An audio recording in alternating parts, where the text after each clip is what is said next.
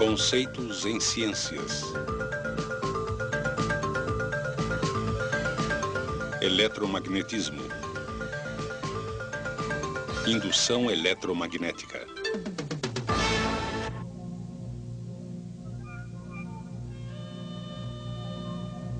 Eletricidade é algo que achamos natural.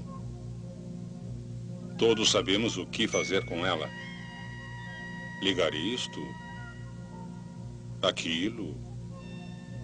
Somos muito bons nisto. É necessária uma falta de energia para percebermos como ficamos desamparados sem ela. Os princípios básicos que levaram ao desenvolvimento de geradores elétricos começaram com a descoberta por Hans Christian Ørsted em 1819 de que resulta um campo magnético sempre que existe um movimento de cargas através de um condutor.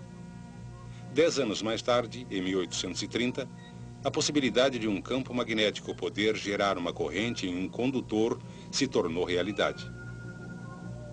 Trabalhando independentemente, o físico americano Joseph Henry e o cientista inglês Michael Faraday fizeram experiências similares e chegaram às mesmas conclusões. Como Faraday publicou seus resultados primeiro, recebeu crédito pela descoberta do efeito que hoje chamamos de indução eletromagnética.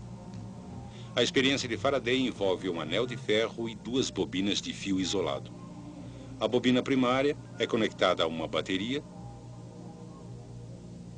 e a bobina secundária a um galvanômetro. Um galvanômetro indica um fluxo de corrente diminuto através de um condutor, com seu ponteiro indicando também o sentido do fluxo de corrente. Faraday observou que no instante em que a bobina primária era conectada à bateria, o galvanômetro indicava um pequeno impulso de corrente na bobina secundária. Mas, para sua surpresa, o ponteiro logo voltava a zero, indicando que tinha parado todo o fluxo de corrente. Porém, quando a bobina primária era desconectada, uma corrente era de novo gerada brevemente na bobina secundária, só que desta vez ela era no sentido oposto. A mudança da corrente na bobina primária, de alguma maneira, induziu uma corrente na bobina secundária. Faraday reconheceu que, ao conectar a bobina primária à bateria, um campo magnético se forma no interior do anel de ferro.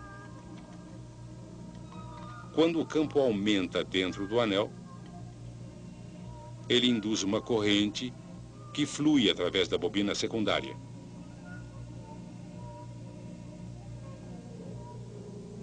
Depois que o campo no anel chega à sua intensidade máxima, não existe mais alteração no interior da bobina secundária. O resultado é que não existe mais corrente na bobina secundária. Quando desconectamos a bobina primária, desaparece o campo magnético que ela produzia. Quando o campo no anel desaparece, ele novamente induz uma corrente na bobina secundária, agora no sentido oposto. Hoje chamaríamos o aparelho de Faraday de transformador. Continuando suas experiências, ele verificou que chegava aos mesmos resultados usando um ímã em forma de barra em vez da bobina primária e do aparelho de anel. Podemos indicar uma das conclusões mais importantes das experiências de Faraday da seguinte maneira: enquanto o campo magnético do interior da bobina estiver variando, será induzida uma corrente nessa bobina. Em 1832, este princípio foi usado pelo francês Hippolyte Pixii para desenvolver o primeiro gerador elétrico. Embora fosse claro que a corrente induzida fluía em sentidos diferentes, dependendo de o campo magnético estar crescendo ou diminuindo, o mistério era por que isso acontecia. 2 anos mais tarde, o físico alemão Heinrich Lenz deu a resposta. Ele percebeu que a corrente induzida gerava seu próprio campo magnético. Ainda mais importante, Lenz descobriu que o campo magnético induzido é sempre oposto à variação do campo magnético externo que o causou em primeiro lugar. Um polo sul na extremidade próxima da bobina é induzido quando o polo sul do ímã, em forma de barras, se aproxima da bobina, opondo-se ao movimento desse ímã à frente.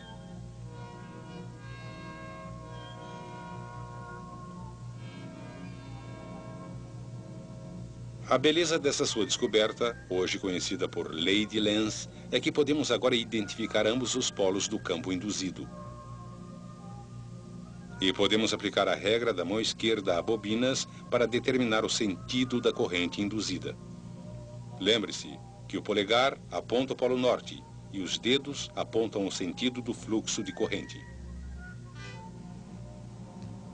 Depois que o ímã, em forma de barra, para de se mover, o campo não varia mais.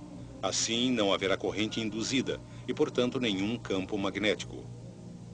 Em outras palavras, tudo na bobina para. Agora, vamos supor que começamos a afastar o ímã em forma de barra. Novamente flui uma corrente e é induzido um campo magnético que se opõe ao movimento, agora estabelecendo o polo norte na extremidade próxima da bobina. A regra da mão esquerda para bobinas mostra que a corrente flui no outro sentido.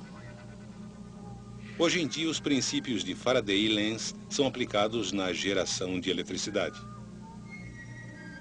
A pressão da água ou do vapor é usada para girar uma turbina conectada a um gerador.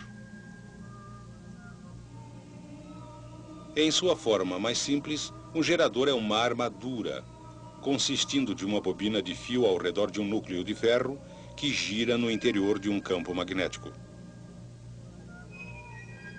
O movimento da armadura através do campo magnético induz uma corrente na bobina. De acordo com Lenz, a corrente induzida produzirá um campo magnético na armadura com seus próprios polos norte e sul.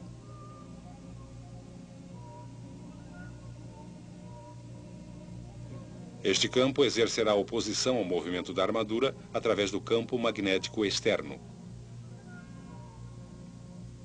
Daqui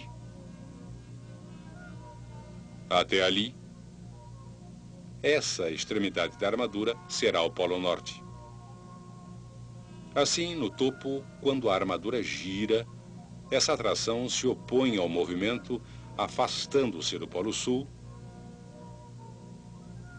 e essa repulsão se opõe ao movimento, aproximando-se do polo norte. Quando a armadura gira passando pelos polos externos, a corrente induzida e o campo magnético se invertem, opondo-se ao movimento através da segunda metade da rotação.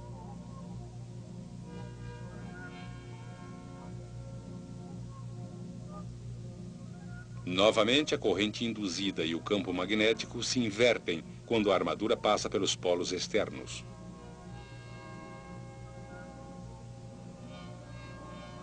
Como o sentido da corrente se inverte a cada meia rotação, o movimento de cargas resultante é chamado de corrente alternada. E o princípio da indução eletromagnética é usado nos enormes geradores elétricos que fornecem a corrente alternada de que tanto precisamos.